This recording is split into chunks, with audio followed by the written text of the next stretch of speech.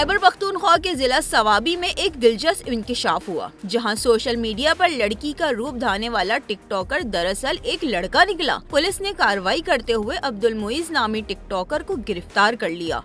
Police तर्जुमान के मुताबिक मुलजिम मुख्तलिफ पोस्ट बनाकर लड़कियों के लिबास में नाजेबा वीडियोस तैयार करता और इन्हें सोशल मीडिया पर अपलोड करता था, जिससे अवामी हलकों में सख्त गमो गुस्सा और बेचैनी पाई जा रही थी। चौकी बमखेल के इंचार्ज आमिर खान ने इत्तला मिलने पर फौरी कार्रवाई करते हुए अब्दुल मुईज को गिरफ्तार किया। पुलिस के मुताबिक मुलजिम ने दौरान तफ्तीश इतराफ जुर्म किया और वादा किया कि आइंदा इस तरह की गैर अखलाकी सरगर्मियों में मुलव्विस नहीं होगा।